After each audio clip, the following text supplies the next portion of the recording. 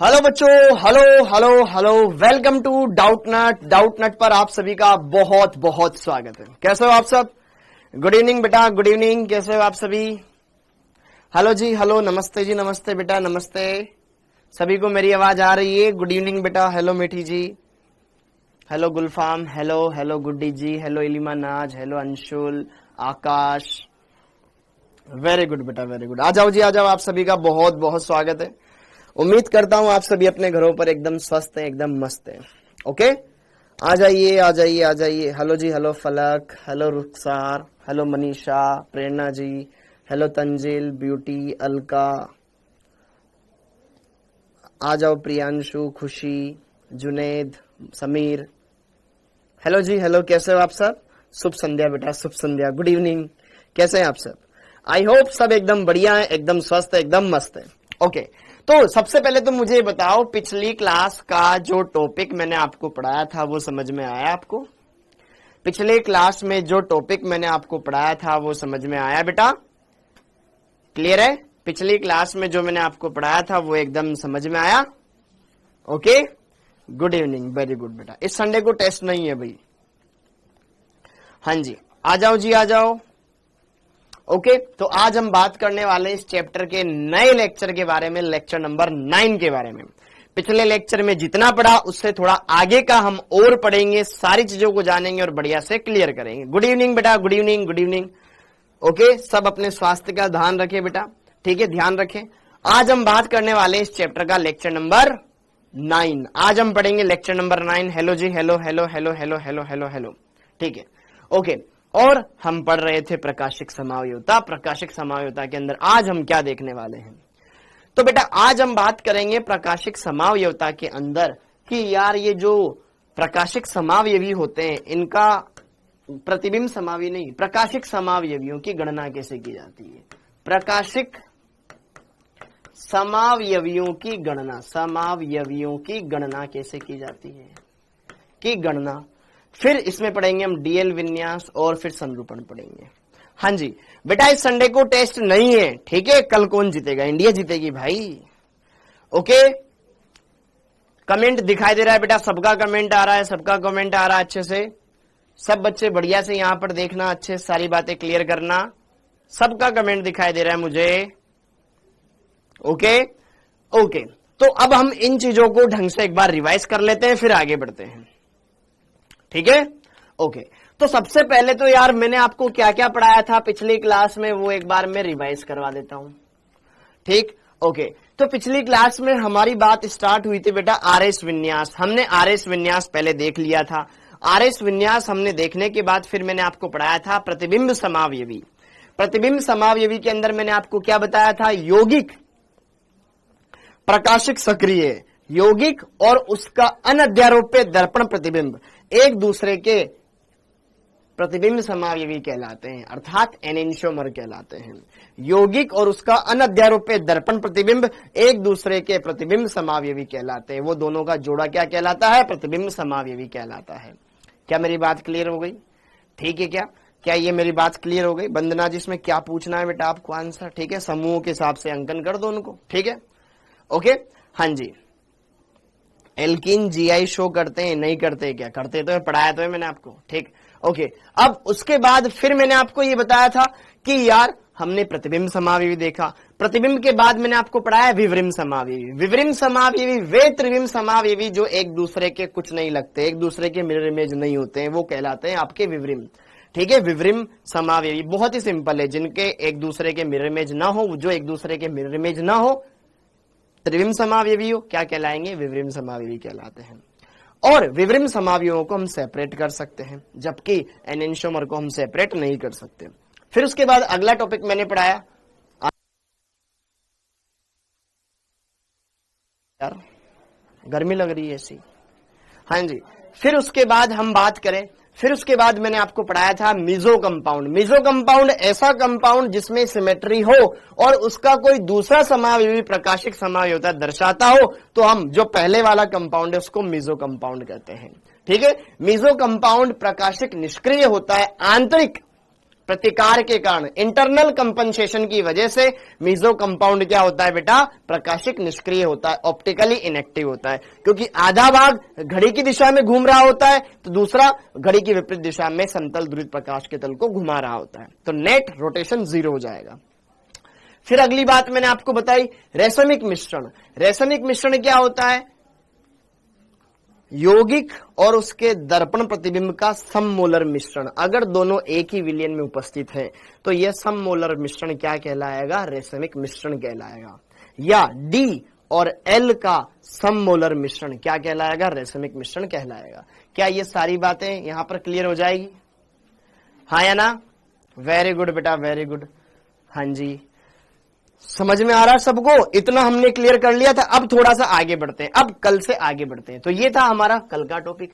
अब आज हम बात करेंगे बेटा प्रतिबिंब समावयवियों की गणना कैसे की जाती है। तो हेडिंग डाल लो यहां पर, प्रतिबिंब समावयवियों की गणना, सॉरी प्रकाशिक समावयवियों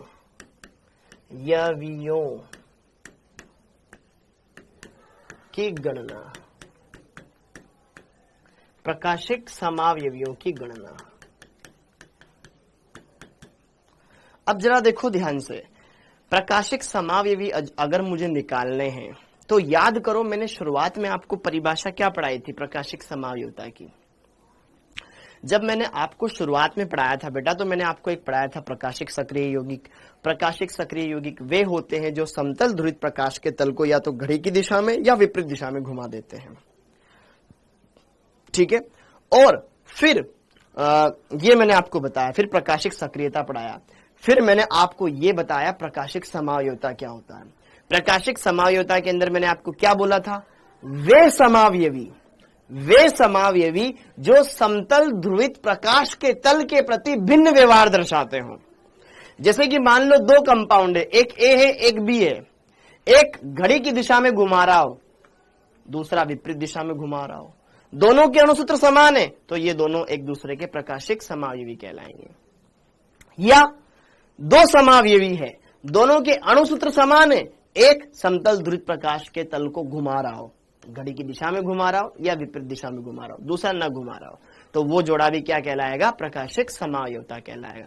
अरे बस बस बस, अभी यहाँ मैच नहीं चल रहा है बेटा, यहाँ पढ़ने आओ, पढ़ाई करो पढ़ाई करो पढ़ाई करो पढ़ाई करो, ठीक है। मैच वेच वाली बातें बंद करो, ठीक है। तो यार मैंने आपको ये बताया था प्रकाशिक समावयवता की जो परिभाषा क्या बताई थी कि वे समावयवी जिनके जो समतल ध्रुवित प्रकाश के तल के प्रति भिन्न व्यवहार दर्शाते हो। भिन्न व्यवहार का मतलब एक इधर जाए एक इधर जाए, एक घूम रहा है घुमा रहा है समतल ध्रुवित प्रकाश के तल को, दूसरा नहीं घुमा रहा है, हाँ या ना। तो अगर कोई समतल ध्रुवित प्रकाश के तल को घुमा रहा है तो वो तो हो जाएंगे प्रकाशिक सक्रिय, और कोई समतल ध्रुवित प्रकाश के तल को घुमा रहा है तो वो प्रकाशिक सक्रिय, और कोई नहीं घुमा रहा है वो प्रकाशिक निष्क्रिय। तो अगर मुझे यहां पर कुल प्रकाशिक समावयवी निकालने हैं तो मुझे प्रकाशिक सक्रिय तो काउंट करने ही पड़ेंगे, प्लस उसके अंदर कुछ प्रकाशिक निष्क्रिय भी हो तो वो भी चेक करने पड़ेंगे। तो यहां पर जरा थोड़ा सा आप यहां पर इत्मीनान रख करके बढ़िया से लिखने के लिए तैयार हो जाएं, ठीक है। थोड़ा सा यहां पर आप लिखने के लिए तैयार हो जाएं कि प्रकाशिक समावयवियों की गणना कैसे की जाती है। तो देखो, कुल प्रकाशिक समावयवी अगर मैं काउंट करना चाहता हूं तो कैसे काउंट करूंगा बेटा, प्रकाशिक सक्रिय प्लस प्रकाशिक निष्क्रिय, प्रकाशिक सक्रिय यौगिक प्लस प्रकाशिक निष्क्रिय यौगिक।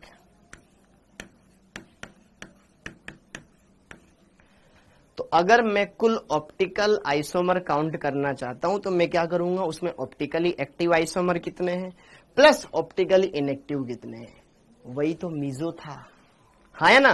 क्योंकि अगर कोई समावयवी है जिसमें सममितता है और उसका दूसरा रूप प्रकाशिक समावयविता दर्शा रहा है तो इस वाले रूप को हम मीजो बोलते थे। याद करो पिछले लेक्चर में मैंने आपको पढ़ाया था।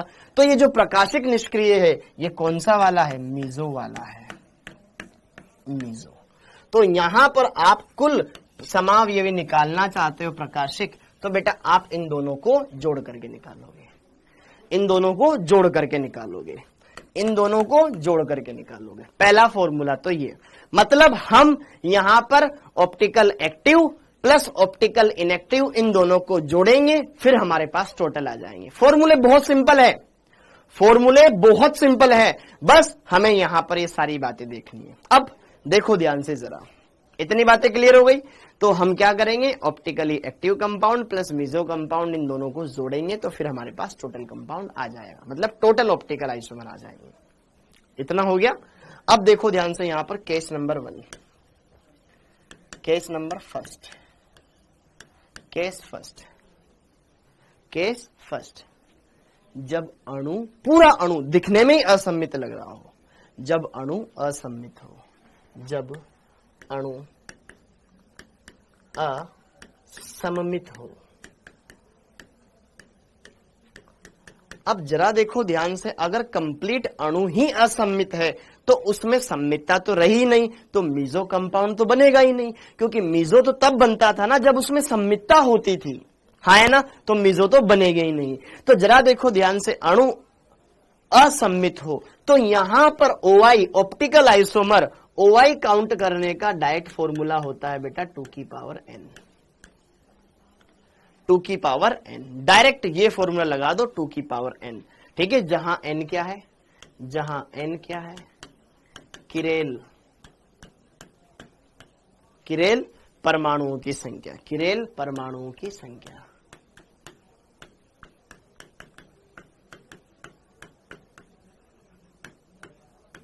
डायरेक्ट ये फॉर्मूला लगा दो, आंसर आपका निकल करके आ जाएगा। समझ में आया? जैसे कि देखो उदाहरण,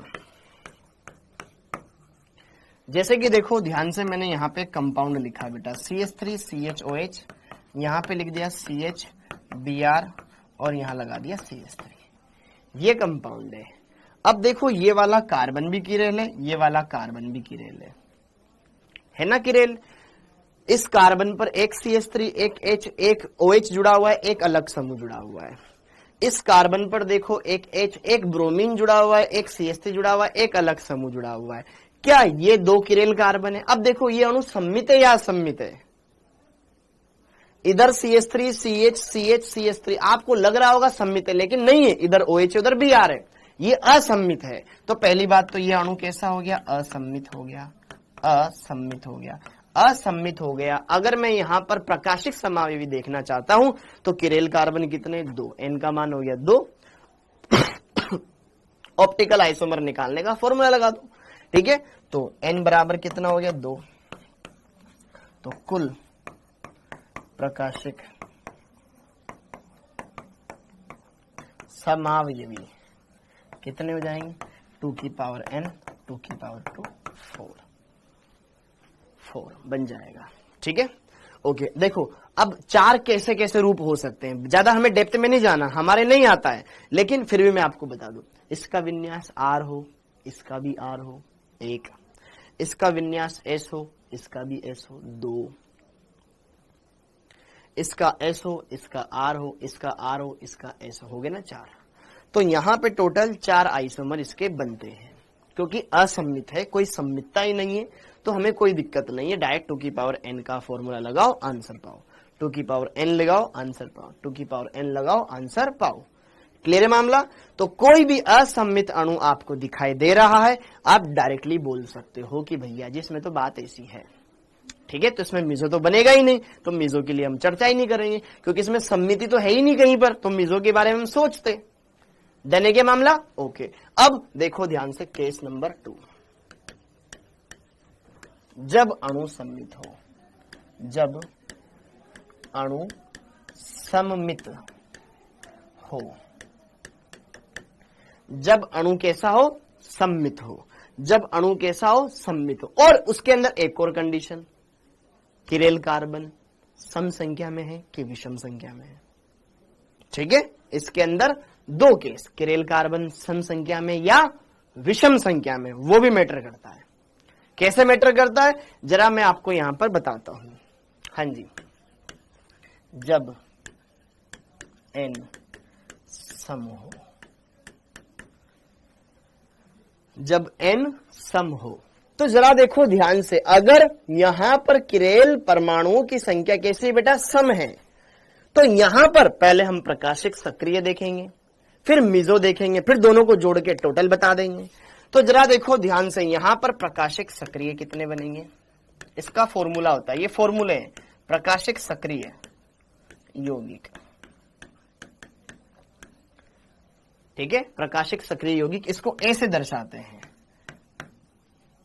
ठीक है। अगर आपको प्रकाशिक सक्रिय यौगिक बताने हैं तो ये हो जाते हैं बेटा आपके 2 की पावर n-1, ये फॉर्मूला होता है।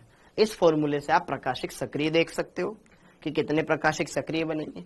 और मिजो देखने हो, मिजो यौगिक,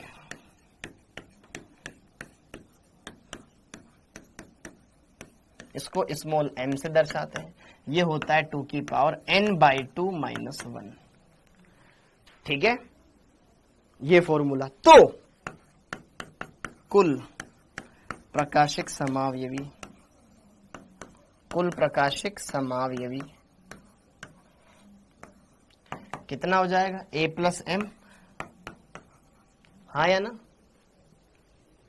ऑप्टिकल आइसोमर कितने हो जाएंगे, प्रकाशिक सक्रिय और मिजो यौगिक, इन दोनों का योग ही तो आएगा ना, ठीक है। तो यहां पर अगर मैं बात करूं ऑप्टिकल, देखो कुल प्रकाशिक, देखो OI, यार मैं एक बार इंग्लिश में लिख देता हूं वरना ना फिर तुम बोलोगे ये क्या है। कैलकुलेशन ऑफ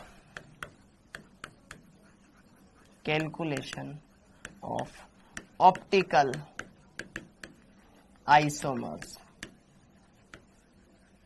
ठीक है। तो OI हम किसकी गणना कर रहे हैं, OI की गणना कर रहे हैं, ठीक है। OI का मतलब क्या है, ऑप्टिकल आइसोमर की गणना कर रहे हैं, ठीक है।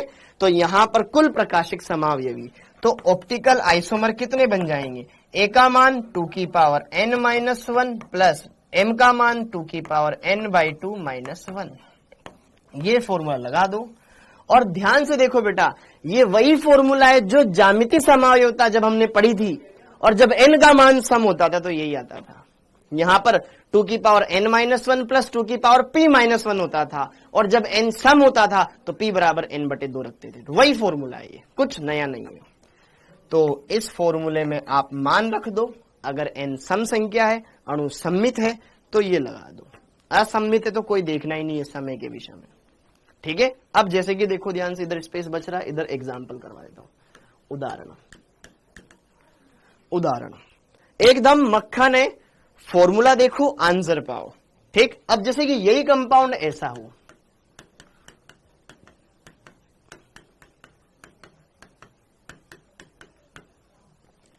अब देखो जरा ध्यान से, क्या यह अणु किरेल कार्बन वाला है, इसमें यह कार्बन भी किरेल है और ये कार्बन भी किरेल है कि नहीं है, है कि नहीं है। इसमें 2 किरेल कार्बन है सर, लेकिन दिखने में मेरे को कैसा लग रहा है सर, यहां से मैं देखूं ना, इधर आधा वाला भाग आधे वाले भाग के जैसा है। ये सम्मित अणु है, 2 किरेल कार्बन वाला है। पहली बात तो अणु कैसा है, सम्मित है, और n का मान कितना है, 2 है, 2 एक सम संख्या है, तो हम ये वाला सूत्र लगाएंगे, ठीक है। क्लियर हो गया, यस और नो। अच्छे से आप देख लो, सारी बातें क्लियर कर लो, एकदम मक्खन है। तो कुल यहां पर OI कैलकुलेट करने का फॉर्मूला होता है 2 की पावर n-1 प्लस 2 की पावर n/2-1। तो OI कैलकुलेट करेंगे तो 2 की पावर 2-1 प्लस 2 की पावर 2/2 -1। तो OI कितने आ जाएंगे बेटा, 2 में से 1 गया तो 2 की घात 1, 1/2 1 हो जाएगा, 1 में से 1 गया तो 2 की घात 0। किसी भी संख्या की घात 1 हो तो वही आ जाता है, किसी भी संख्या की घात 0 हो तो 1 हो जाता है। टोटल OI आ जाएंगे 3। कितने आ जाएंगे, 3 आ जाएंगे। क्या मेरी बात समझ में आ रही है आप सबको, बोलो मित्रों, अच्छे से क्लियर है, very good very good. Formula लगाओ आंसर पाओ, फॉर्मूला लगाओ आंसर पाओ, ये सिंपल सा फंडा है। और यही फॉर्मूला हमने बेटा GI के लिए भी पढ़ा था, ठीक है, वेरी गुड, बहुत बढ़िया। तो जब अणु सम्मित हो तो आपको यह देखना है कि उसमें किरेल कार्बन कितने हैं, यस और नो, ओके। अब जब अणु दिखने में सम्मित हो जब अणु दिखने में सममित हो। अब जरा देखो ध्यान से, लेकिन n का मान विषम हो, बी जब n विषम हो। ठीक है, इसका मात्रक थोड़ी ना होता है, संख्या है तो भाई 1 2 3 4, कैसे नशे में बेटा, मात्रक थोड़ी होता है इसका। अब n विषम हो, अब यहां पे n विषम संख्या में हो तो बेटा जरा देखो ध्यान से, यहां पर प्रकाशिक सक्रिय कितने बनेंगे और मेसो कितने बनेंगे। हाँ जी, तो यहां पर सबसे पहले विषम हो तो प्रकाशिक सक्रिय यौगिक, प्रकाशिक सक्रिय ऑप्टिकली एक्टिव प्रकाशिक सक्रिय यौगिक, इसको ए से दर्शाते हैं। इसको ज्ञात करने का जो फॉर्मूला बताया वो ये होता है 2 की पावर n-1 प्लस 2 की पावर n-1/2, ये फॉर्मूला होता है इसका, अगर आप ऑप्टिकल एक्टिव कंपाउंड निकालना चाहते हो तो। और अगर आपको यहां पर मीजो कंपाउंड निकालने हैं, मीजो यौगिक निकालने हैं, मीजो यौगिक m ज्ञात करने, तो इसका अच्छा यहां माइनस आएगा, यहां पे माइनस आएगा। ठीक है, यहां पर माइनस आएगा बेटा, यहां माइनस होता है। ठीक, और इसका फॉर्मूला होता है 2 की पावर n-1/2। हाँ जी, ठीक है, माइनस मंजीत। हाँ जी, क्लियर हो गया? अरे क्लियर है, यहां माइनस कर लेना बेटा। तो ये प्रकाशिक सक्रिय हो गए, ये मिजो हो गए, दोनों को जोड़ लो टोटल आ जाएगा। तो कुल OI ऑप्टिकल एक्टिव, कुल ऑप्टिकल आइसोमर कितने हो जाएंगे, A प्लस M। A का मान 2 की पावर n-1 माइनस 2 की पावर n-1/2 प्लस 2 की पावर n-1/2, ये कॉमन है, छम हो जाएगा। तो यहां पर OI कितने आ जाएंगे, सिंपल सा 2 की पावर n-1, सिंपल फॉर्मूला है। 3 सूत्र हमारे सामने आए। असम्मित है 2 की पावर n, सम्मित है तो GI वाला ही फॉर्मूला लगा दो, 2 की पावर n-1 प्लस 2 की पावर n/2 -1। और अगर विषम संख्या में n तो यहां पर लगा दो 2 की पावर n-1, यह आ जाएगा जब अणु सम्मित हो और n का मान विषम हो। क्या मेरी बात क्लियर है? क्या मेरी बात क्लियर है? क्या ये 3 फॉर्मूले आपको देखने हैं, formula number 1, formula number 2, formula number 3, ये 3 फॉर्मूले हैं जो आपको देखना है बच्चों। एकदम सिंपल है, एकदम सिंपल है, एकदम सिंपल। ठीक है क्या मामला? अरे क्लियर है? एग्जाम्पल करवाऊंगा। अरे भाई यहां से स्टार्ट करवाया है, यहां से स्टार्ट करवाया है, यहां से। ठीक है, यहां से 1 2 3 4 पेज छोड़ दे। ठीक है, 2 पेज में काम हो जाएगा। ठीक, ओके, क्लियर हो गया मामला? अरे क्लियर है, एकदम सिंपल है। अब जैसे कि देखो ध्यान से, इसका उदाहरण देखो, उदाहरण देखो। अब आप सोचना यहां पर, है ना, मैं जो लिखता हूं,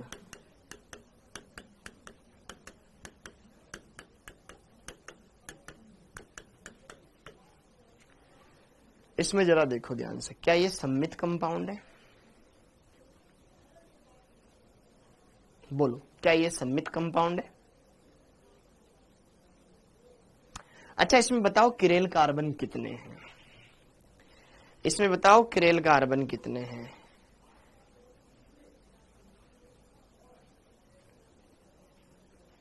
नूर मुस्तफा बार बार एक जैसे कमेंट मत करो बेटा। क्या ये कंपाउंड सम्मित है? सम्मित तो है। अब मैं आपसे ये पूछता हूं, इसमें किरेल कार्बन कितने हैं? Number of chiral carbon, number of chiral atom, chiral carbon कितने इसमें? थोड़ा सा दिमाग लगाओ और बोलो। हाँ जी, अच्छा देखो इस पे देखते हैं, ये इधर CH3, इधर H, इधर OH, इधर अलग समूह, ये किरेल है। इस पे देखो ध्यान से, इधर CH3 इधर OH है, ये H, इधर ये किरेल है ना। लेकिन अगर मैं इस पे देखूं बेटा, एक H एक OH, इधर जो समूह जुड़ा हुआ है वही समूह इधर जुड़ा हुआ है, क्या बीच वाला किरेल है? क्या इसमें बीच वाला कार्बन हम किरेल कंसिडर करेंगे या नहीं करेंगे, ये मुझे बताओ। सर बीच वाले को क्यों करेंगे, इधर जो समूह जुड़ा हुआ है वही तो इधर जुड़ा हुआ है ना। लेकिन आपको क्या पता इसका विन्यास क्या है? क्या पता इधर R हो, इस कार्बन का विन्यास R हो, क्या पता इधर का S हो, अलग अलग हो गया ना। एक तरफ R है, एक तरफ S है, दिखने में समान है लेकिन दोनों की विन्यास अलग अलग है, तो गुण अलग अलग होंगे। इधर R विन्यास वाला जुड़ा हुआ है, इधर S विन्यास वाला जुड़ा हुआ है, हाँ या ना।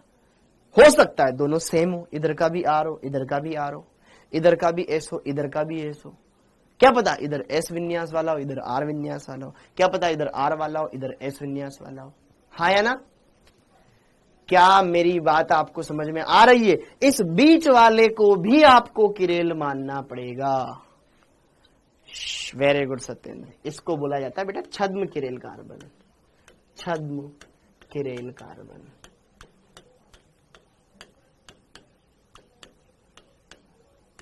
ठीक है, जो जस्ट बीच वाला होता है ना वो छद्म किरेल कार्बन।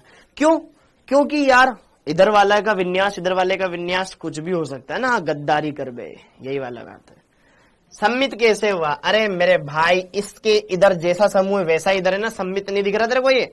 तो जरा देखो ध्यान से, n बराबर कितना कंसिडर करेंगे? 3। n बराबर 3 होगा, n बराबर 3।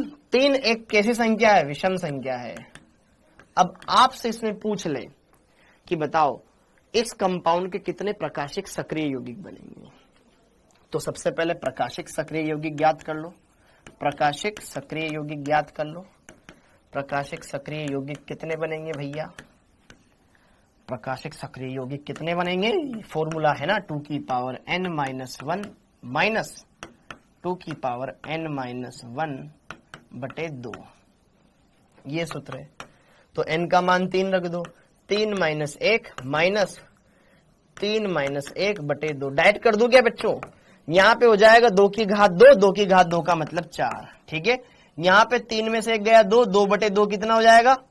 1, 2 की घात 1 मतलब 2 ऑप्टिकल आ जाएंगे। ठीक है, 2 आ जाएगा इसका मान।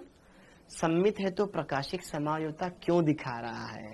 वेरी गुड बेटा, आपको दिखने में सम्मित, ये 2D डायग्राम है मेरे भाई, ये 2D डायग्राम है, ये हमें दिखने में सम्मित लग रहा है ना, लेकिन वास्तव में तुझे क्या पता इसका विन्यास क्या है, इसका क्या है, इसका क्या है। ठीक है, यहां पर प्रकाशिक सक्रिय कितने हो जाएंगे? 2, और मीजो यौगिक कितने हो जाएंगे? मीजो यौगिक कितने हो जाएंगे? 2, 2 की पावर n माइनस 1 बटे 2। इसका आंसर भी कितना आया था? टोटल काउंट करोगे 4। अरे मेरे भाई 0 कैसे होगा? पावर 2 में 2 बटे 2 कितना होता है? 1, 2 की घात 1 कितना होता है? 2, पावर 0 होगा। निकिता जी बेटा गणित कमजोर है आपकी, मुझे लगा मेरी कमजोर है। ठीक है, m का मान 2 आ गया, तो कुल OI कितने हो जाएंगे? 2 A प्लस M, 2 प्लस 2 4। बस ऐसे क्वेश्चन आते हैं आपके, एकदम सिंपल है, एकदम मक्खन, एकदम क्लियर है, एकदम आराम से कर सकते हो। कोई दिक्कत है क्या यार आपको? यार बोलो ना यार, कोई दिक्कत, कोई दुख, तनाव, कष्ट, पीड़ा, चिंता, परेशानी, अवसाद, कुछ भी हो बता सकते हो, एकदम मक्खन है, कर सकते हो, तुम कर सकते हो एकदम अच्छे तरीके से। बोलो जी बोलो, हो जाएगा। 3 फॉर्मूले हैं, तीनों फॉर्मूलों को लगाना है और काम बनाना है। हमारा तो काम बनने से मतलब है बस। ठीक है क्या मामला? अरे क्लियर है क्या? बोलो ना यार, बोलते काहे नहीं? इजी है। Okay, very good, clear. Okay, तो आप इस तरीके से कोई भी क्वेश्चन आ जाए कर सकते हो। ओके, ये क्लियर हो गया।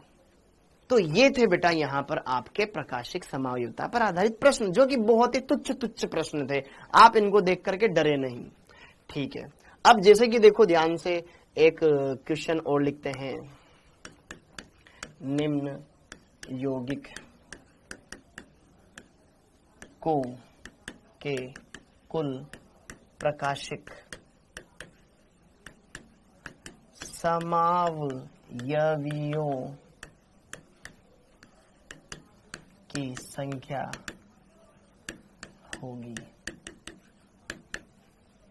ठीक है, आपको क्या देखना है यहां पर, निम्न यौगिकों में आपको टोटल ऑप्टिकल आइसोमर काउंट करने हैं। ठीक है, पहला कंपाउंड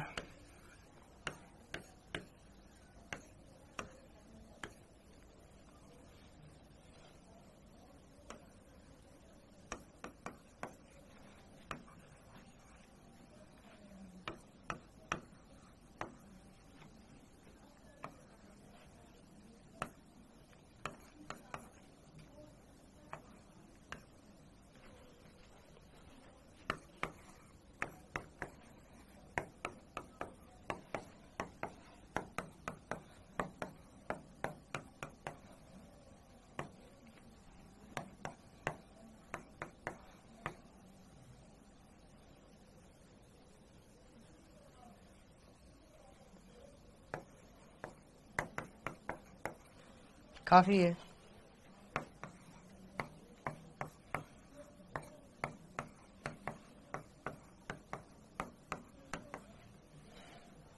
हाँ जी, अब ये 4 कंपाउंड कर लो बढ़िया से अच्छे से। हाँ डायरेक्ट, अगर देखो डायरेक्ट देखो, अगर तुझे सिर्फ डायरेक्ट ये बोल दिया जाए कुल प्रकाशिक ज्ञात करो, तो फिर डायरेक्ट वाला फॉर्मूला लगा लो ना मेरे भाई। ठीक है, ये डायरेक्ट लगा लो, कोई दिक्कत नहीं। लेकिन अगर तुम में से ये पूछ लिया जाए क्वेश्चन में, भाई कितने प्रकाशिक सक्रिय, कितने मेजो कंपाउंड है, तो भाई पर मेजो प्रकाशिक सक्रिय इससे निकलते हैं, मेजो इससे निकलते हैं। ठीक है मंजीत, ओके, डायरेक्ट फॉर्मूला लगा सकते हो। ये 4 क्वेश्चन आपके लिए होमवर्क, ये चारों के चारों आप घर से करना। हाँ जी, ओके।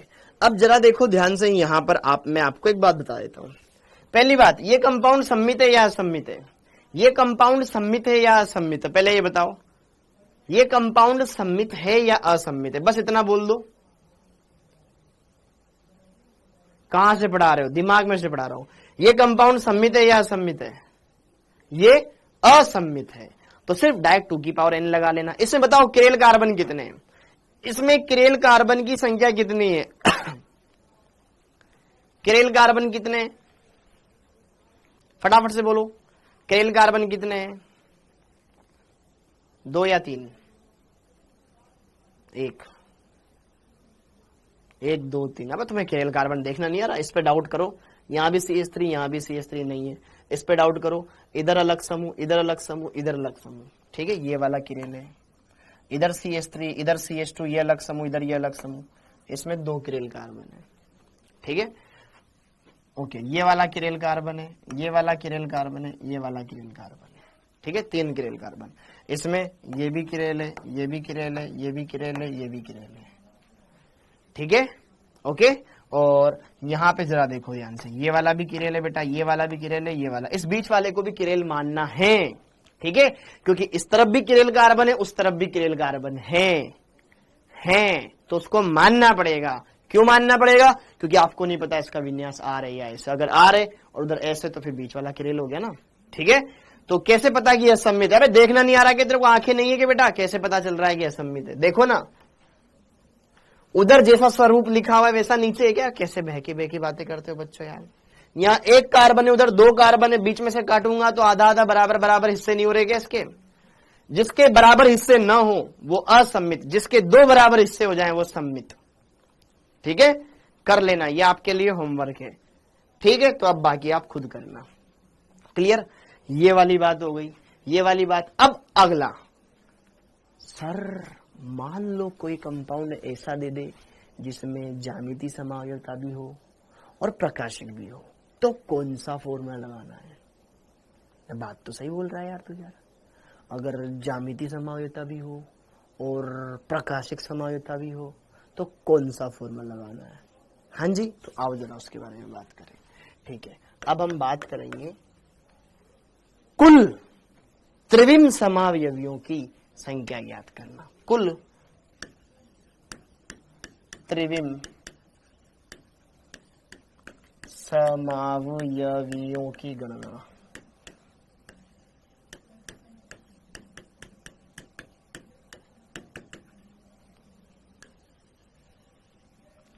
कुल त्रिविम समावयवियों की गणना।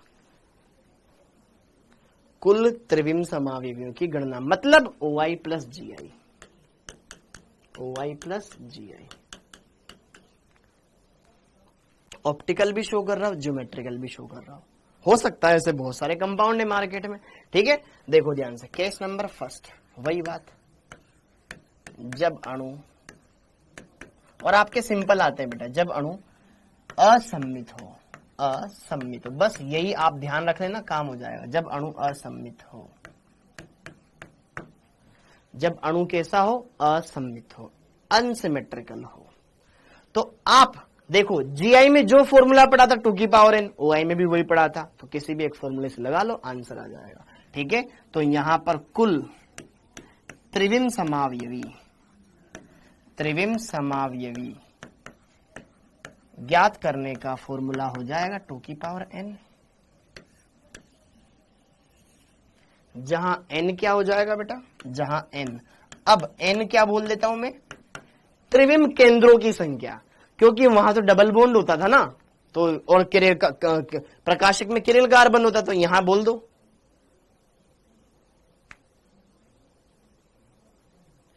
सर केमिस्ट्री के ऊपर गुस्सा आ रहा है, कहीं बोलती है ये, फिर बोलती है, नहीं होगा, क्या नहीं होगा, पढ़ना ढंग से।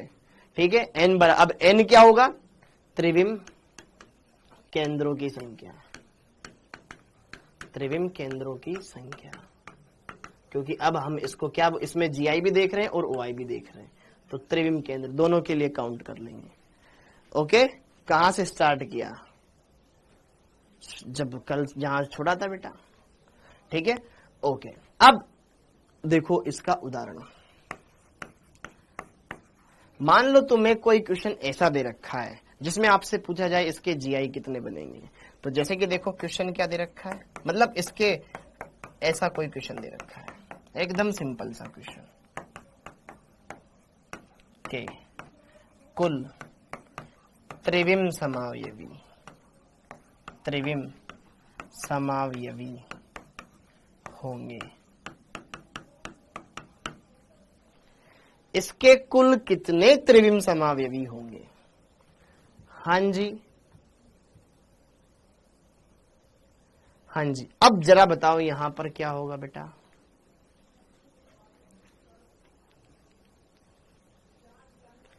हाँ जी बताओ जी बताओ,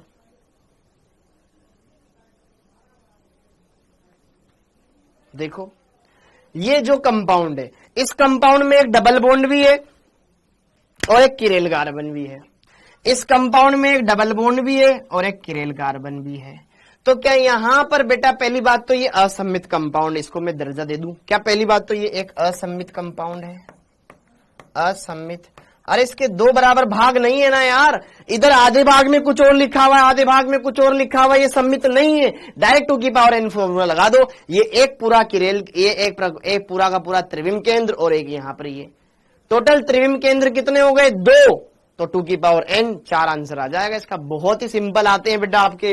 ठीक है, यहां पर अगर मैं बात करूं, ठीक है, n बराबर कितना हो जाएगा, 2, तो कुल त्रिविम समावयवी,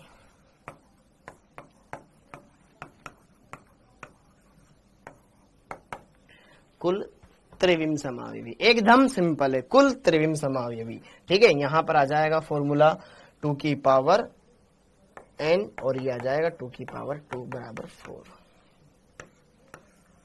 बस एकदम मक्खन है, आराम से कर सकते हो, आराम से कर सकते हो। ठीक है, क्लियर है मामला। ये आपको त्रिविम केंद्र क्या है बेटा, त्रिविम केंद्र वह केंद्र जिसके सापेक्ष अणु त्रिविम समावयविता दर्शा रहा हो। अब त्रिविम में ज्यामिति भी आती है और प्रकाशिक भी आती है।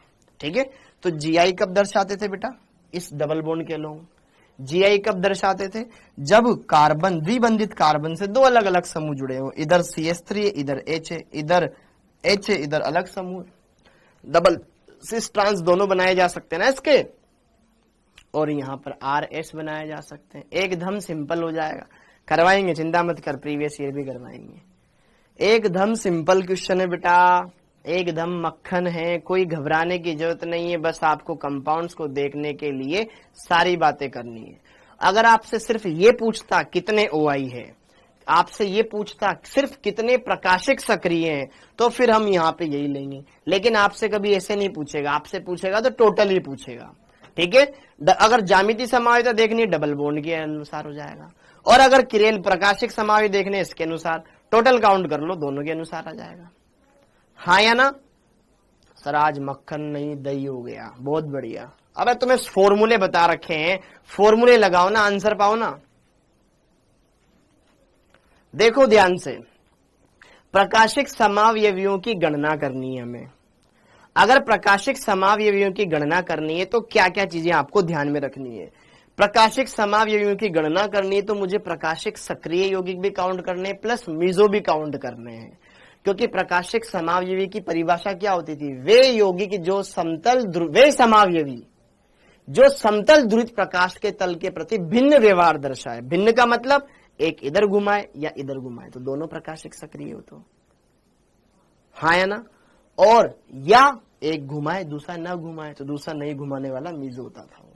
ठीक, तो यहां पर जब अणु असम्मित है 2n लगाओ ना यार, किरेल कार्बन देख लो कितने, खटाखट आंसर आ जाएगा। और जब अणु सम्मित है तो उसमें से कुछ के मीजो भी बनेंगे, कुछ के मीजो भी बनेंगे, तो मीजे वाले को भी आपको देखना पड़ेगा, मीजो वाले को भी आपको देखना पड़ेगा। क्लियर है मामला?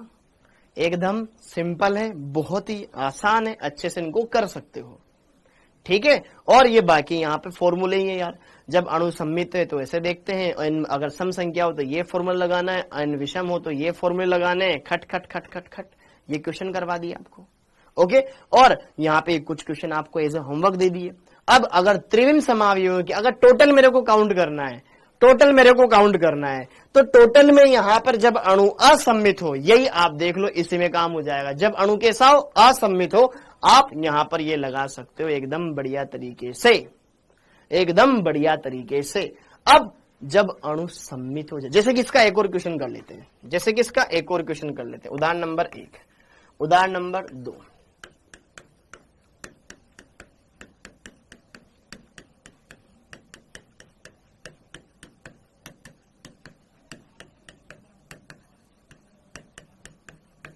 अब देखो, क्या ये अणु सम्मित है या असम्मित है?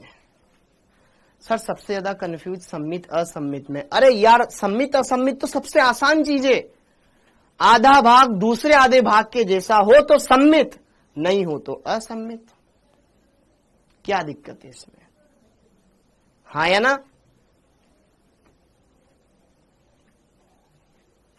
n बराबर 2 कैसे आया बेटा? एक तो यह पूरा का पूरा डबल बॉन्ड GI शो कर रहा है ना, डबल बॉन्ड, इस डबल बॉन्ड के अलोंग GI शो हो रही है, और एक यहाँ पे ये किरेल कार्बन, तो 2 हो गए ना। याद कर GI में पुराना पढ़, पहले दिवाली की छुट्टियों में सब भूल गया, दिवाली से पहले जब ज्यामिति समायोजिता पढ़ाया था उसमें बताया था ना। ठीक है, ऐसे। ओके, अब यहाँ पे जरा देखो ध्यान से, ये अणु कैसा है? दिखने में पता चल रहा है भैया ये असम्मित है यार,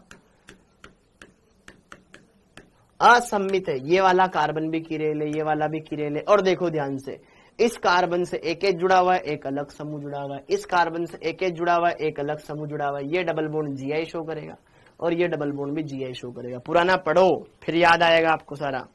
ठीक है, तो n का मान कितने हो गए? n का मान हो गया टोटल 4, n का मान हो गया टोटल 4, n का मान हो गया टोटल 4। तो यहां पर कुल त्रिविम समावयवी कितने बनेंगे? कुल त्रिविम समावयवी 2 की पावर 4, 2 की पावर 4 बराबर बोले तो कितना होता है? 16।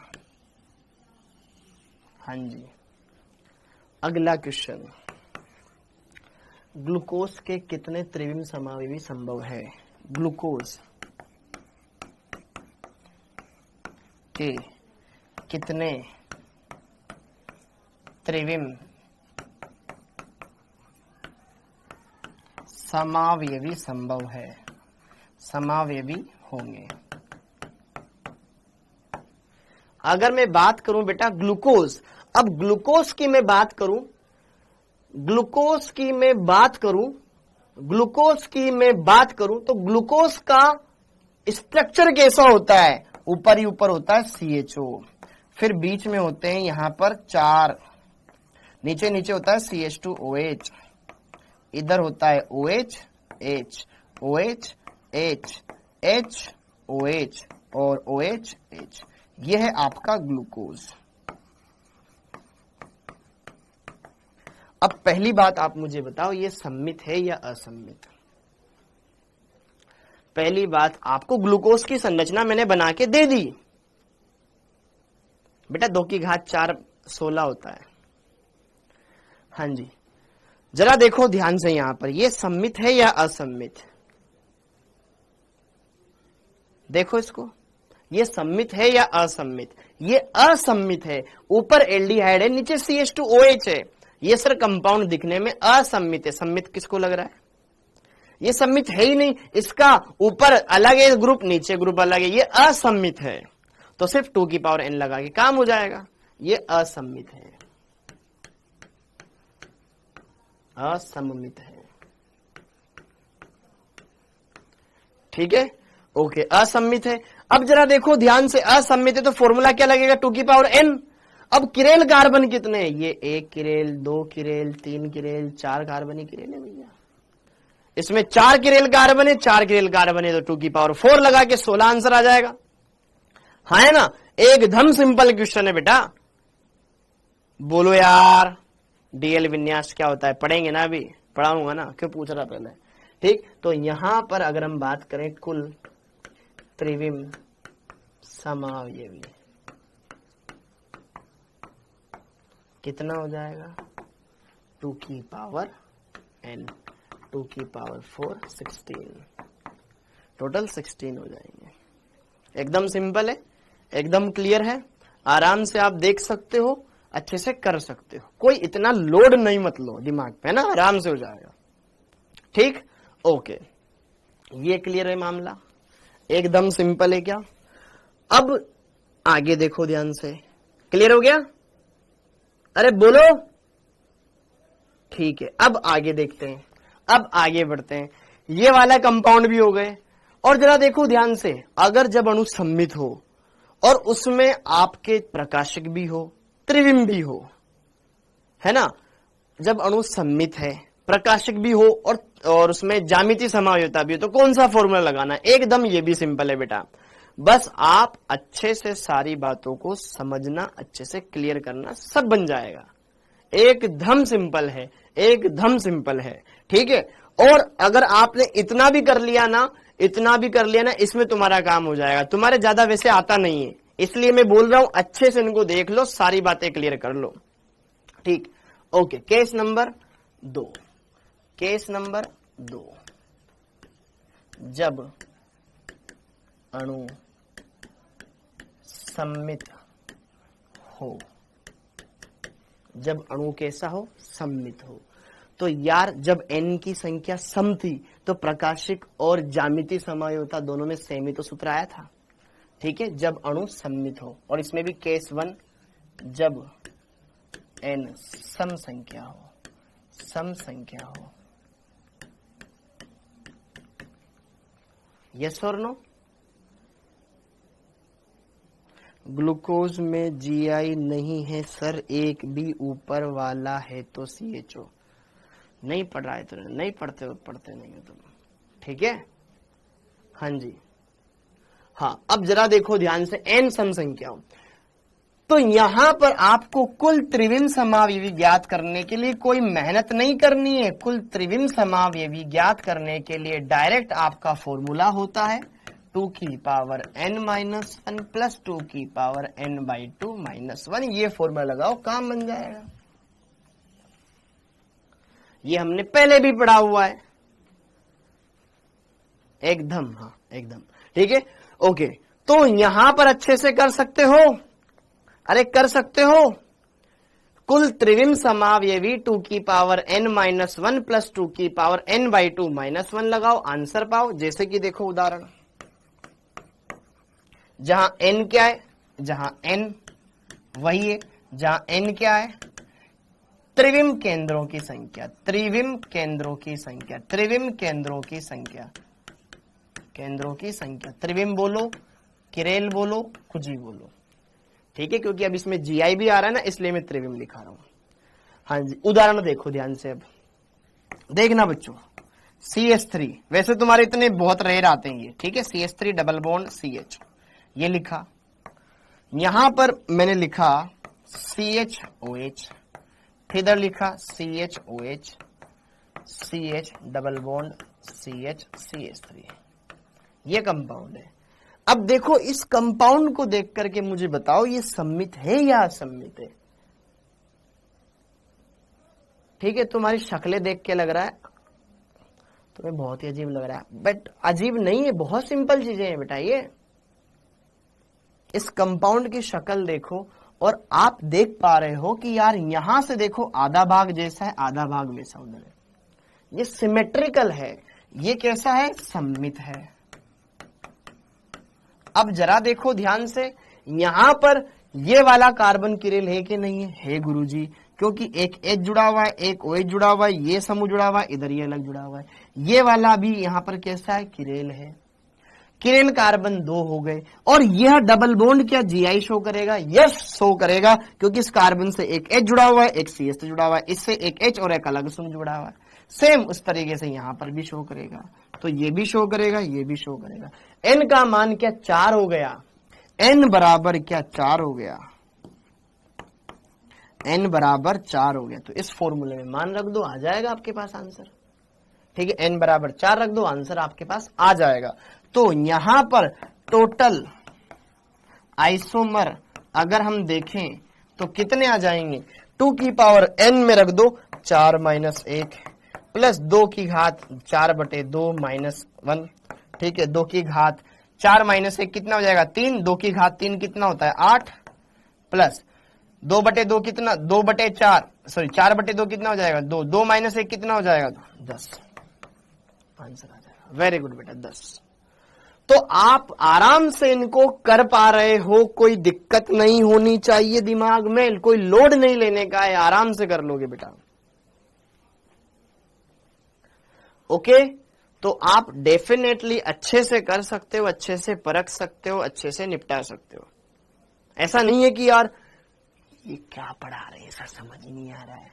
कंपाउंड को देखो, फॉर्मूला लगाओ, बस इतना सा टास्क है, सबसे आसान है। इसमें तो तुम्हें ऑर्गेनिक लगाने की भी जरूरत नहीं है, तुम्हें तो बस ये देखना है किरेल क्या है, ज्यामिति समानता दर्शा रही है या नहीं दर्शा रही, खत्म खत्म बात। ठीक है क्या मामला? एकदम कुछ पढ़ाई नहीं लग रहा है, मत पढ़ना, तो नहीं होएगा फिर। हाँ जी, तो दिवाली में तो नहीं पढ़े तुम, बोले थे चिल्ला चिल्ला के कि पढ़ लो पढ़ लो पढ़ लो, ज्यामिति समानता पढ़ लो, क्या है सब फॉर्मूला बेस्ड है बेटा। ओके, क्लियर हो गया। अब जब n विषम संख्या हो, विषम संख्या हो, इसमें 2 पार्ट है। n विषम संख्या है। अब विषम है तो बीच वाला मिडिल वाला देखो, मिडल वाला कार्बन क्या ज्यामिति समानता दर्श, मिडिल में किरेल कार्बन आ रहा है या द्विबंध आ रहा है, उसका फॉर्मूला लगा दो। ठीक है, जब n विषम संख्या हो। ठीक है, यहां पर मैं एक पॉइंट लिखवाना चाहता हूं, यहां पर एक पॉइंट लिखवाना चाहता हूं, जब एक सममित अणु में, जब एक सममित अणु में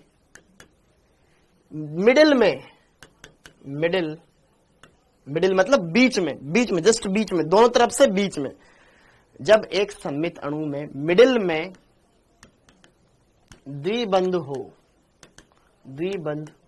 हो तो GI वाला सूत्र लगाएं।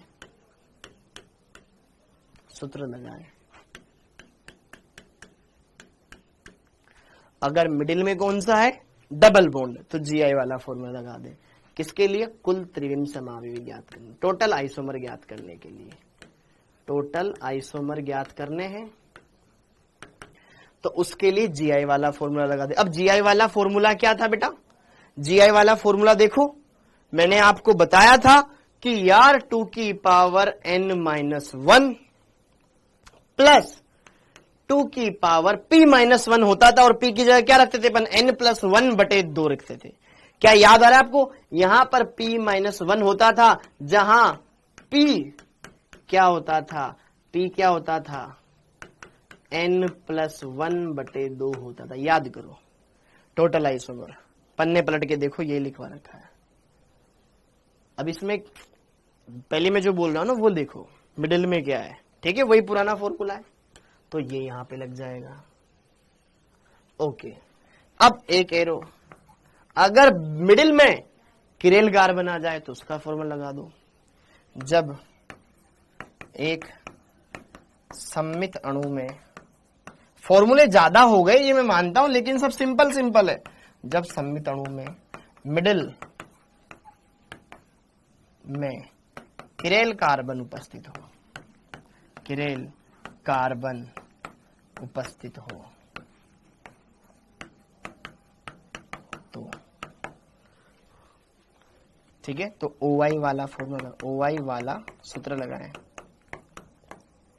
सूत्र लगाएं। और तो OI वाला सूत्र क्या होता था, टोटल आइसोमर ज्ञात करने हो तो 2n-1, खत्म। ये सूत्र है, ये सूत्र है, खत्म बात। 2n-1। यहां से भी क्वेश्चंस आते हैं कि बेटा बहुत रेयर, बहुत रेयर, ठीक है। ये मैंने सारे केस आपको लिखवा दिए, ठीक, ओके। ये बाकी सब एकदम सही है। हाँ जी, क्लियर है मामला, एकदम सिंपल है, एकदम मक्खन है, आराम से कर सकते हो, ठीक है। एक बार मैं यहां पर इस पे भी प्रैक्टिस करवा देता हूं, दो यहां पर क्वेश्चंस करवा देता हूं, बढ़िया से ये भी क्लियर हो जाएगा लगे हाथ, ठीक है। 2 क्वेश्चन करवा देता हूं लगे हाथ, ये क्लियर हो जाएगा सारा कॉन्सेप्ट। ग्लूकोज में डबल बॉन्ड नहीं है तो GI कैसे शो करेगा? ग्लूकोज के कुल त्रिविम समावयवी, तो बेटा अगर त्रिविम में GI नहीं है तो OI तो होगा ना, क्योंकि त्रिविम समावयवता में OI भी आता है, GI भी आता है। GI शो नहीं कर रहा तो ये यहाँ पे OI आ गया ना। ये कुल त्रिविम समावयवी बोल या प्रकाशिक समावयवी बोल, बात तो एक ही है, क्योंकि ज्यामिति तो हो ही नहीं रहा है, ठीक है। तो यहां पर कुल त्रिविम समावयवी 2n बोलो 16 आ जाएगा। और किरेल कार्बन है ना सारे, तो 4 किरेल कार्बन है, n का मान 4 वहीं से तो उठा के रखा है, ठीक है, ओके। अब जैसे कि देखो ध्यान से, यहां पर उदाहरण देखो, जैसे कि ये कंपाउंड है आपके पास, एकदम सिंपल सा कंपाउंड है, एकदम सिंपल सा कंपाउंड है,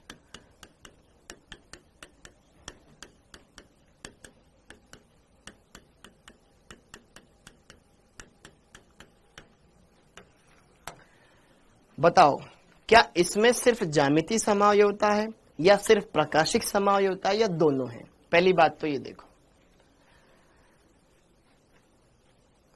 बोलो क्या इसमें सिर्फ ज्यामिति समावयवता है या प्रकाशिक है या दोनों है? पहले तो ये देखो कंपाउंड में दोनों है, दोनों है। उससे पहले ये कंपाउंड सिमेट्रिकल है या अनसिमेट्रिकल है? ये कंपाउंड सिमेट्रिकल है या अनसिमेट्रिकल है? ये कंपाउंड सिमेट्रिकल है। ये कंपाउंड कैसा है? सममित है। ये डबल बॉन्ड भी GI शो करेगा, ये भी शो करेगा। अब जरा देखो ध्यान से, ये बीच वाला कार्बन भी किरेल होगा, क्योंकि आपको नहीं पता ये सिस ए के ट्रांस है, ये सिस ए के ट्रांस है, तो इस बीच वाले को किरेल मानना ही पड़ेगा। सम्मित हो गया, ठीक है। n का मान कितना आ गया? टोटल 3 आ गया, क्योंकि ये डबल बॉन्ड भी शो करेगा, ये भी और ये भी। तो यहां पर आप फॉर्मूला क्या लगाएंगे? टोटल आइसोमर काउंट करने का, टोटल आइसोमर काउंट करने का फॉर्मूला। बीच में कौन आया? विषम संख्या में है 3, विषम संख्या में है। बीच में कौन आया? किरेल कार्बन, तो किरेल कार्बन वाला फॉर्मूला लगाओ। क्या लगाएंगे? 2n-1, तो 2^3-1 बोले तो 2^2 बोले तो 4। आंसर आ गया, हाँ या ना? प्रकाशिक तो असम्मित होता है। अरे भाई ये दिखने में हमें कैसा दिख रहा है? सम्मित दिखाई दे रहा है ना मेरे लाल। ये जो कार्बन है किरेल है, क्योंकि देख इधर ज्यामिति समावयवता है, तो सिस और ट्रांस दोनों रूप बन सकते हैं। इसके भी सिस और ट्रांस दोनों रूप बन सकते हैं। मान ले इधर सी से इधर ट्रांस है तो बीच वाला कार्बन किरेल होगा कि नहीं होगा? क्यों? क्योंकि इधर अलग विन्यास वाला जुड़ा हुआ है, इधर अलग विन्यास वाला जुड़ा हुआ है। ठीक है, ओके, ये वाला बन गया। अब जैसे कि देखो अगला उदाहरण देखो, मान लो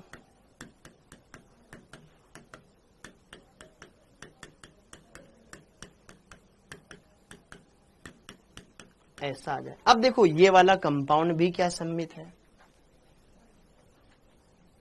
पहली बात तो ये भी सम्मित, देखो डबल बॉन्ड के इधर भी जैसा समूह वैसा इधर, दिखने में सर ये भी सम्मित है।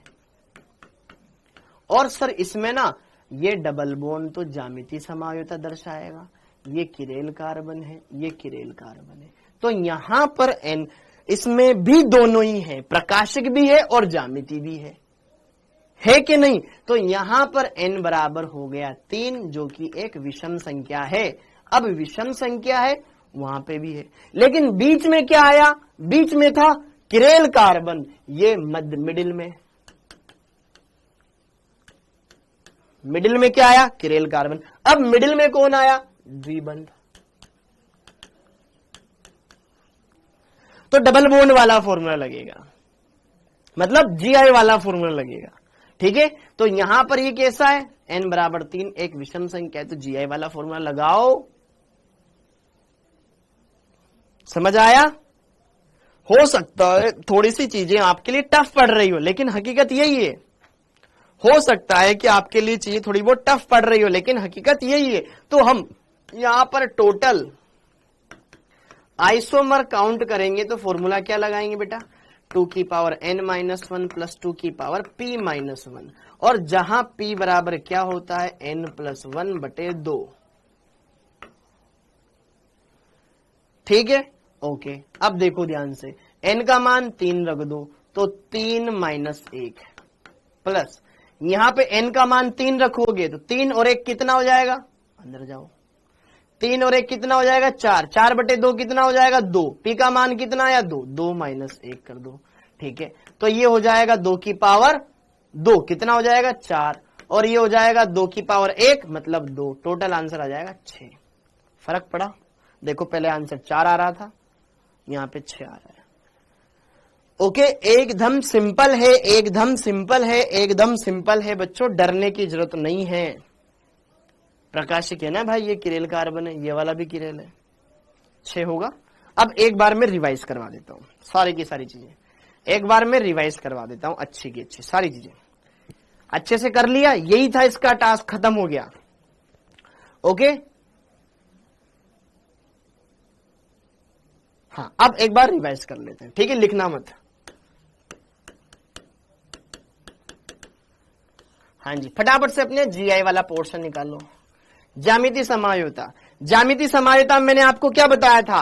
अगर कंपाउंड असम्मित है तो GI ज्ञात करने का सूत्र होता था 2 की पावर n, यही होता था। ये पहला फॉर्मूला वहां पे पढ़ा। फिर दूसरा फॉर्मूला हमने क्या पढ़ा? अगर कंपाउंड सम्मित है और उसमें जो डबल बॉन्ड थे ना, वो डबल बॉन्ड जिनके अलोंग वो कंपाउंड ज्यामितीय समायोजता दर्शा रहा था, अगर वो सम हो तो GI ज्ञात करने का फॉर्मूला होता था 2 की पावर n-1 प्लस 2 की पावर p-1, और p की जगह हम क्या रखते थे? n/2। याद करो, ये फॉर्मूला हो गया। तीसरा फॉर्मूला हमने देखा था जब n का मान विषम हो, 2 की पावर n-1 प्लस 2 की पावर p-1, और p की जगह यहां पे मैं p-1 रख देता हूं, ठीक है, अलग से, ताकि p की जगह क्या रखते थे हम? n+1/2 रखते थे। ये क्लियर हो गया क्या? ये तो हमने किस में देखे? GI में देखे फॉर्मूले। अब OI में क्या देखे हमने? ऑप्टिकल आइसोमर में। भाई कंपाउंड अगर असम्मित है तो OI ज्ञात करने का फॉर्मूला 2 की power n, n chiral carbon या त्रिविम केंद्र। ठीक है, ओके। फिर दूसरा फॉर्मूला हमने क्या देखा? अगर अणु दिखने में सम्मित है और किरेल, अब उसमें किरेल कार्बन भी सम संख्या में है, तो OI ज्ञात करने का सेम फॉर्मूला होता था जो GI का होता था। देखो ध्यान से वहां पर 2 की पावर n-1 प्लस 2 की पावर n/2 -1, यही फॉर्मूला यहां पे आया। ठीक है, और थर्ड फॉर्मूला टोटल बता रहा हूं मैं, टोटल OI काउंट करने का, अगर n का मान विषम है 2 की पावर n-1, ये फॉर्मूला आ गया। हो गया खत्म। फिर यहां पर अगर कोई कंपाउंड GI भी शो करे और OI भी शो करे तो पहला फॉर्मूला। अगर असम्मित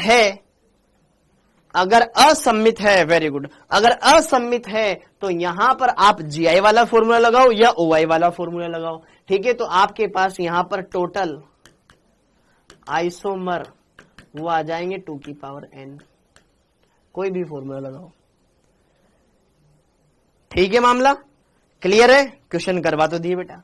ठीक, अब अणु कैसा है? सम्मित है। अणु कैसा है? सम्मित है। ठीक है ना, अब अणु कैसा है? सम्मित है। अब यहां पर अणु सम्मित हो और n कैसा हो? सम हो, तो भाई सम संख्या में तो दोनों में सेम फॉर्मूला है, सेम फॉर्मूला है, तो ये वाला लगाओ या ये वाला लगाओ, बात तो एक ही ना। टोटल आइसोमर काउंट करने का 2 की पावर n-1, 2 की पावर n/2 -1 पावर में ही। ठीक है, ये आ जाएगा। क्लियर हो गया? और एक यहां पर अब अगर विषम संख्या में तो बीच में कौन है उसको देखो। अगर बीच में ज्यामिति समायोजकता वाला है तो ये वाला फॉर्मूला लगा दो, और अगर बीच में क्रेल कार्बन है तो ये वाला फॉर्मूला लगा दो। खत्म बात, सारे के सारे एकदम क्लियर हो गया। हाँ या ना बोलो ना यार, समझ में आया एकदम? अब तो क्लियर हुआ होगा। पुराना ही है, पुराना ही है, पुराना ही है। ठीक है, ओके, हाँ जी। अब कोई दिक्कत हो तो पूछ सकते हो। सर एग्जाम्पल नंबर 2 देखिए, 3 की जगह 2 क्यों रखा आपने? कहाँ बेटा? एग्जाम्पल नंबर 2, 3 की जगह 2 क्यों रखा? अरे मेरे लाल, पी का मान निकालना यहाँ पे, पी का मान निकाल। पी का मान कैसे निकालेंगे? पी का मान इस सूत्र में रख। पी का मान क्या? इनका मान कितना है? 3। 3 और 1 कितना होगा? 4। 4/2 कितना होगा? 2। तो 2 रखेगा ना यहाँ पे।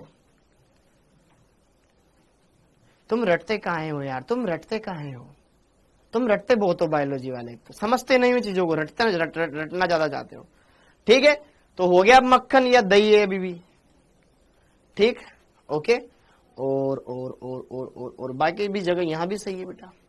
ठीक है, यहाँ पे भी कोई दिक्कत नहीं होनी चाहिए, एकदम सिंपल है, एकदम सिंपल है। n/2 2 रख दिया। ठीक है, ये वाला आपको करना ही होमवर्क।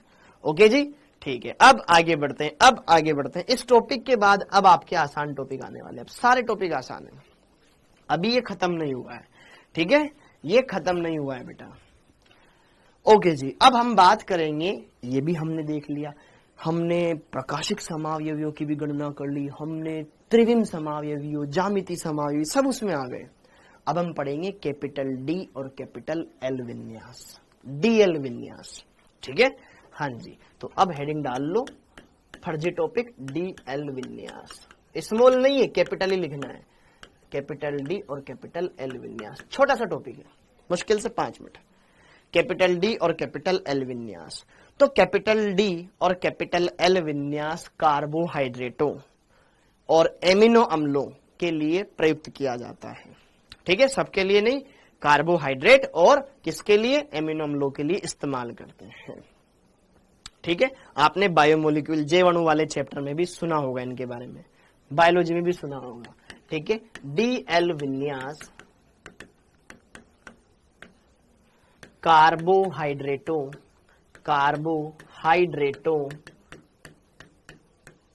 एवं एमिनो अम्लों के लिए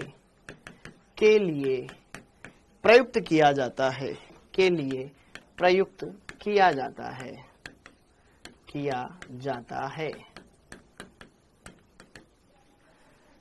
ठीक है, इनके लिए प्रयुक्त करते हैं। अब कार्बोहाइड्रेटों में कैसे करते हैं और एमिनो अम्लों में कैसे करते हैं, इस पर हम बात कर लेते हैं। ठीक है, एकदम सिंपल है।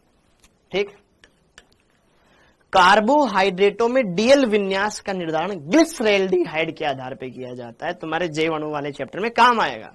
ठीक है, कार्बोहाइड्रेटों में थ्योरी है बेटा, कार्बोहाइड्रेटों में डीएल विन्यास का निर्धारण ग्लिसरैल्डिहाइड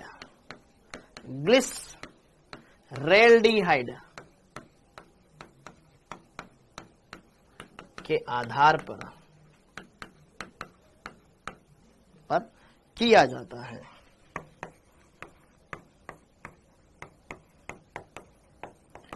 अब तुम्हें पता तो हो ना ग्लिसरैल्डिहाइड होता क्या है। एकदम सिंपल टॉपिक है, एकदम सिंपल है बेटा, ठीक है। अब ग्लिसरैल्डिहाइड तुम शायद जानते हो, बायोलॉजी वाले नहीं जानते हो तो मैं बता देता हूं। ग्लिसरैल्डिहाइड कौन सा कंपाउंड होता है? देखो इसमें ऊपर ही ऊपर होता है एल्डिहाइड, नीचे होता है बेटा CH3 और OH और H जुड़ा होता है 2 नंबर वाले कार्बन पे, तो ये किरेल बन जाता है। अब किरेल कार्बन है तो जरा देखो ध्यान से, CHO समूह ऊपर होना चाहिए, मुख्य क्रियात्मक समूह ऊपर हो, ये नीचे है। OH और H इस क्षैतिज रेखा पे होने चाहिए, मुख्य क्रियात्मक समूह ऊपर होना चाहिए, बस ठीक है। और OH और H क्षैतिज रेखा पे हो तो आप आराम से बता सकते हो कि इसका विन्यास कैपिटल D है या कैपिटल L, ये देख के बता सकते हो आप। स्मॉल d और स्मॉल l देख के नहीं बताया जा सकता, वो तो प्रयोगों से पता चलता है। स्मॉल d और स्मॉल l समतल ध्रुवित प्रकाश के तल के घूर्णन की दिशा को बताते हैं, वो एक्सपेरिमेंटल है। कैपिटल D और कैपिटल L सिर्फ यौगिक का विन्यास बताते हैं कि ये कैपिटल D वाला है या कैपिटल L वाला है, और कोई मतलब नहीं है इसका, ठीक है। ओके, तो जरा देखो ध्यान से, ये अणु होता है बेटा ग्लिसरैल्डिहाइड। अब इस ग्लिसरैल्डिहाइड के अंदर मुख्य क्रियात्मक समूह ऊपर है, OH अगर दाईं तरफ हो इसको बोलते हैं डी ग्लिसरैल्डिहाइड, यह है डी ग्लिसरैल्डिहाइड, ग्लिसरैल्डिहाइड ये हो जाएगा डी ग्लिसरैल्डिहाइड। और अगर यही OH बाईं तरफ आ जाए, अब बाय डिफॉल्ट अगर मैं यहां पर इसको बाईं तरफ लिखूं CHO, ये OH, इधर H और यहां पर CH3, तो ये बन गया L ग्लिसरैल्डिहाइड, L ग्लिसरैल्डिहाइड, L ग्लिसरैल्डिहाइड। होगा कि नहीं होगा? अब आप देख रहे हो दोनों एक दूसरे के मिरर इमेज भी लग रहे हैं, वो तो है ही सही, क्योंकि एक ही तो किरेल कार्बन है। अब इसको OH को इधर पलट दोगे तो ये बनेगा ही बनेगा, स्वाभाविक लग रहा है, एक दूसरे के मिरर इमेज है, लेकिन वो मिरर इमेज है वो अलग मैटर है। लेकिन हमें तो सिर्फ ये देखना है OH अगर दाईं तरफ है तो D, बाईं तरफ है तो L, बस ये होता है कार्बोहाइड्रेटों में, ठीक है। इतना नोट कर लो, ये लिखवा देता हूं फिर खत्म करते हैं इसको, ठीक। कुछ छोटे छोटे टॉपिक है इसमें जो दे रखे हैं, अभी एक और पढ़ेंगे एरिथ्रोथ्रियो, ठीक है, वो है, वो भी सिंपल सिंपल है। हो गया ये, ठीक है, ओके। तो लिख लो, यदि OH समूह दाईं ओर हो, दाईं ओर हो तो डी विन्यास, ठीक है। यदि OH समूह बाईं ओर हो, बाईं ओर हो तो कैपिटल L विन्यास, बस ये ध्यान रख लो। समझ में आया क्या? अरे समझ में आया क्या? क्लियर हुआ? ओके। अब ग्लूकोज में भी आपने पढ़ा होगा capital D capital L, fructose में भी पढ़ा होगा ना। तो अब उसमें कैसे देते हैं? उसमें तो बहुत सारे किरेल कार्बन होते हैं, किस किरेल कार्बन का देखूं? फ्रक्टोज में, ग्लूकोज में बहुत सारे किरेल कार्बन होते हैं, किस किरेल कार्बन का OH और H देखूं? देखो ध्यान से, यहां पर ये ग्लूकोज कंपाउंड है, इसमें OH OH बहुत सारे हैं, किस किरेल कार्बन को देखूं? इसमें 1 2 3 4 किरेल कार्बन है और मुख्य क्रियात्मक समूह टॉप पर है। तो मैं बताऊंगा ना, मैं बताऊंगा। यदि किसी कार्बोहाइड्रेट में एक से अधिक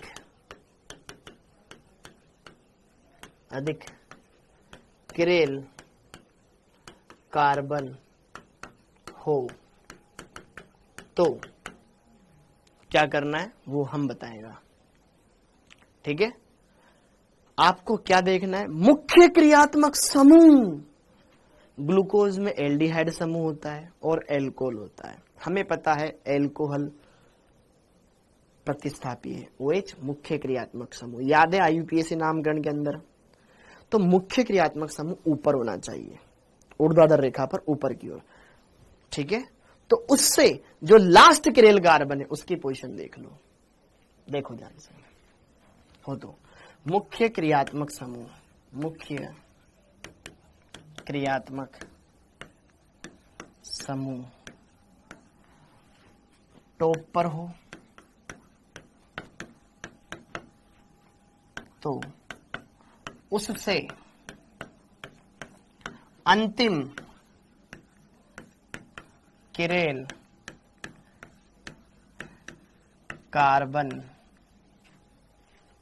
पर OH समूह के आधार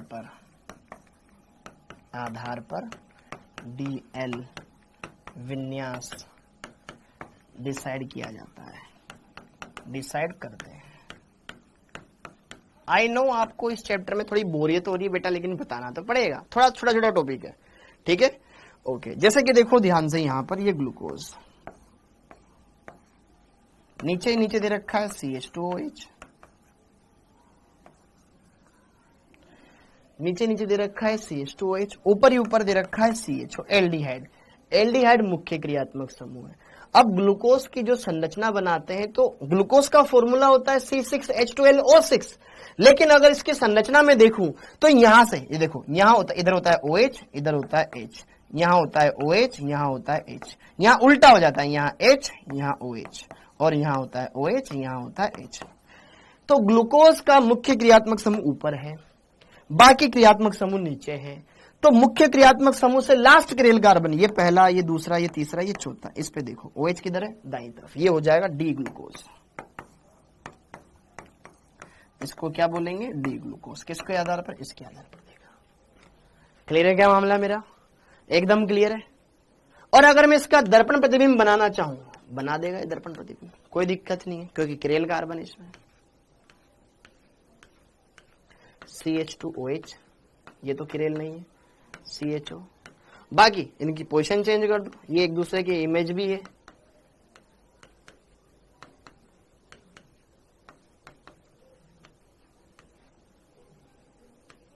OH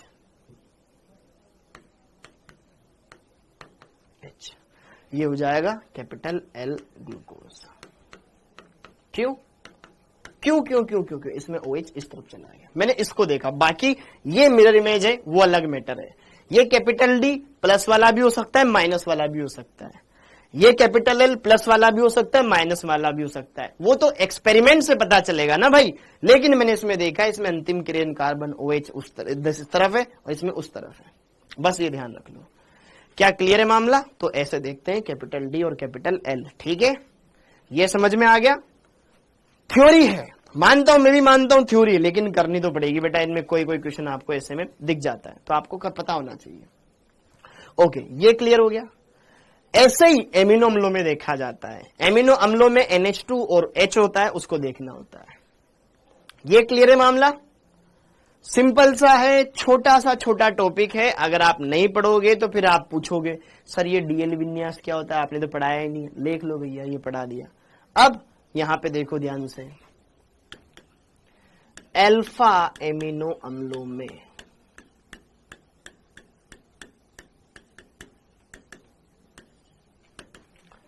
सेम है, अल्फा एमिनो अम्लों में भी सेम है। अल्फा एमिनो अम्ल क्या होते हैं? एमिनो अम्ल क्या होते हैं? जिसमें एमिनो समूह भी होता है और अम्ल समूह भी होता है। अम्ल समूह COOH, ठीक है। एमिनो मतलब NH2, H मतलब ये, और यहां पे ये R, एल्किल समूह। R एल्किल समूह। R क्या है बेटा? ये एल्किल समूह, कोई भी हो सकता है, मेथिल हो सकता है, एथिल हो सकता है, कोई एल्किल समूह। तो इसमें भी ऐसा ही है, अगर NH2 दाईं तरफ तो कैपिटल D, बाईं तरफ तो कैपिटल L, बस ये टॉप पे होना चाहिए। यदि मुख्य क्रियात्मक समूह, ये है आपका अल्फा एमिनो एसिड, यदि मुख्य क्रियात्मक समूह टॉप पर हो तो यदि NH2 समूह दाईं ओर हो तो कैपिटल डी विन्यास। और आप बाकी समझ ही चुके हो, बाईं ओर हो तो कैपिटल एल विन्यास। यदि NH2 समूह बाईं ओर हो, लेफ्ट के बजाय राइट साइड में, बाईं ओर हो मतलब हाँ राइट के बजाय लेफ्ट साइड में बाईं ओर हो तो कैपिटल एल विन्यास इसका होता है। देखो है यार थ्योरी वाली चीजें, मैं भी मानता हूं लेकिन लिखवानी तो पड़ेगी ना। ये हो गया इसके साथ खत्म। अब लास्ट बचा है एरिथ्रो और थ्रियो, जिसमें प्रकाशिक समायोता त्रिविम समायोता का जिक्र खत्म। फिर हमें पढ़ना है सिर्फ एक टॉपिक इसमें, संरूपण। बस फिर ये पूरा ऑप्टिकल ज्योमेट्रिकल समायोता वाला पार्ट ही खत्म। ये खत्म। फिर इसके बाद हम पढ़ेंगे इसमें क्या, फिर इसके बाद हम पढ़ेंगे इसमें सामान्य कार्बनिक रसायन GOC, ऑर्गेनिक में स्टार्ट करेंगे इसको। ठीक है, हाँ जी, ये सारी बातें क्लियर हो गई। हाँ जी,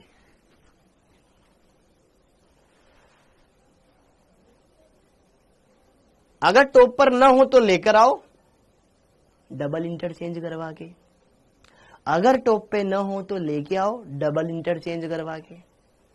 समझ में आया? क्लियर है? संरचनात्मक त्रिविम पूछ ले तो संरचनात्मक त्रिविम, बेटा अगर संरचनात्मक त्रिविम पूछ रहा है तो त्रिविम तभी तो बनते हैं, पहले संरचनात्मक बनते हैं फिर उसमें त्रिविम देखते हैं। तो वो तो ऑटो में त्रिविम काउंट कर रहे हो तो संरचनात्मक ऑटोमेटिक उसमें काउंट हो ही जाते हैं। ठीक है, तो उसके लिए अलग से कैलकुलेशन करने की जरूरत नहीं है। जैसे कि याद कर, मैंने कल एक क्वेश्चन करवाया था, C4H10 के कुल कितने संभावित मोनोक्लोरो उत्पाद है, तो उसमें टोटल सभी आ गए थे। ठीक है, हो गया ये क्लियर? अरे हो गया ये सब क्लियर? बेटा 12th की ऑर्गेनिक स्टार्ट करेंगे, मुझे भी पता है आपको भी पता है, स्टार्ट करना है, बट पहले ये जान तो लो, ये तुम्हारे वहां काम आएंगे ना, तो अभी यहां पढ़ लेंगे तो वहां इतना दिक्कत नहीं आएगी। ओके, अब आगे देख लेते हैं लास्ट टॉपिक, एरिथ्रो और थ्रियो, एरिथ्रो और थ्रियोस। ठीक है, दो नाम देख लो, एरिथ्रो, एरिथ्रो एवं थ्रियो, थ्रियो, एरिथ्रो एवं थ्रियो यौगिक। फटाफट हो जाएगा, फटाफट एकदम, मुश्किल से मुश्किल 5 मिनट, मुश्किल से मुश्किल 5 मिनट। एरिथ्रो एवं थ्रियो यौगिक एकदम सिंपल है, वेरी गुड। सिर्फ 2 किरेल कार्बन रखने वाले कंपाउंड में ये होता है, सिर्फ 2 किरेल कार्बन रखने वाले कंपाउंड में। ठीक है, 2, सिर्फ 2 किरेल कार्बन युक्त यौगिकों के लिए, यौगिकों के लिए। ठीक है, सिर्फ 2 किरेल कार्बन युक्त यौगिकों के लिए। ठीक है, तो क्या, यदि फिशर सूत्र में, यदि फिशर सूत्र में समान समूह ऊर्ध्वाधर रेखा के एक ओर हो, समान समूह ऊर्ध्वाधर रेखा, खड़ी लाइन ऊर्ध्वाधर रेखा के एक ओर हो, एक ओर हो, तो वह एरिथ्रो होता है, विपरीत ओर होने पर थ्रियो होता है, विपरीत ओर होने पर थ्रियो होता है। पता नहीं जाने का नाम लिखवा गए, ये थ्रियो होता है। हाँ जी, ठीक है, पता नहीं है वैज्ञानिकों ने इतने सारे नामकरण क्यों किए, एक कर दो ना बस, 17 नामकरण करने की क्या जरूरत है। ठीक, ओके, लेकिन सिंपल है बेटा। जैसे कि देखो उदाहरण, फिशर सूत्र बनाया, ऊपर ही ऊपर लगा दिया मैंने CH3, नीचे भी लगा दिया मैंने CH3, कोई फर्क नहीं है। अब आपको ये देखना है कि ये जो किरेल कार्बन है ऊर्ध्वाधर रेखा के एक तरफ समान समूह होने चाहिए, तो वो एरिथ्रो, विपरीत और हो समान समूह तो थ्रियो। जैसे कि मैंने यहाँ OH लगा दिया, यहाँ लगा दिया H, यहाँ लगा दिया OH, यहाँ लगा दिया H, तो ये एरिथ्रो है या थ्रियो है, ये बताओ। दिख पा रहा है? अरे सर समान समूह एक तरफ है, ये तो एरिथ्रो है।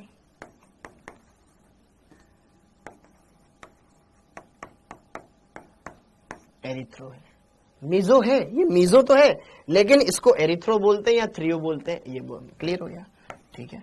और अगर जैसे कि मान लो यहां पर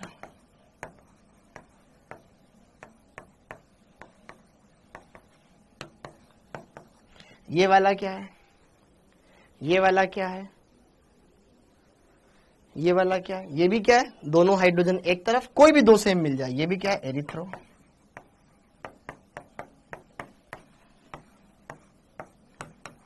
बाकी कल करेंगे। ये कैसा, ये थ्री, ठीक है, ओके। एकदम सिंपल है बेटा, आसान है, आप कर सकते हो सारी बातें एकदम। ये रेशम बहुत स्पैम करती है, अरे कुछ बच्चे बहुत स्पैम करते हैं, मानते ही नहीं है यार, ठीक है। ये खत्म हो गया भाई, अरे बोला तो है, कुल समावि भी पूछ ले तो त्रिविम बताने में क्लियर हो जाएगा, ठीक है, क्योंकि त्रिविम के अंदर संरचनात्मक भी आ जाते हैं, ठीक है, ओके। बोलो क्लियर हो गया सब कुछ? ओके, बहुत बढ़िया बेटा। टेस्ट जिस दिन होता है उसी दिन दिया करो, क्या पता बाद में क्या इशू आता है, मुझे भी नहीं पता बेटा, ठीक है, ओके। क्योंकि ऐप आप चलाते हो, मैं रेगुलर ऐप नहीं चलाता हूं, तो मुझे पता नहीं है ना उसमें क्या क्या चीजें कहाँ पे प्रॉब्लम आ रही, तो वो आप मुझे बताते हो और मैं आपकी प्रॉब्लम आगे पहुंचा देता हूँ, ठीक है। लेकिन आप कोशिश करें कि जिस दिन टेस्ट होता है उसी दिन आप उसको दें, ठीक, क्लियर? हाँ जी, वरना फिर ये टेक्निकल चीजें कुछ भी एरर इसमें आ सकता है। हाँ बिल्कुल बेटा, कल तो फाइनल है, तो फाइनली तो बेटा इंडिया जीतेगी, ठीक है, इंडिया ही जीतेगा, ठीक है, ओके। तो वैसे ऑस्ट्रेलिया अपनी औकात दिखा देती है, जैसे जैसे फाइनल की तरफ जाती है तो उतनी ही बढ़िया खेलने लगती हो, ठीक, ओके। लेकिन अपन तो इंडिया के सपोर्टर है, तो इंडिया को ही मानेंगे, ठीक है, ओके। तो आप सबका बहुत बहुत धन्यवाद बेटा, अच्छे से बढ़िया से कल मैच देखें, ओके, क्योंकि ये तो 4 साल में एक ही बार आता है और इंडिया फाइनल में पहुंची है, तो कल आप बढ़िया से मैच देखना, कोई दिक्कत नहीं, बाकी दिन तो पढ़ाई करते ही हो, ठीक है। और उससे पहले आप पढ़ाई कर लेना, 2 बजे से पहले, मैच तो 2 बजे से स्टार्ट होएगा, ठीक है। तो आप सभी का बहुत बहुत धन्यवाद, थैंक यू, जय हिंद।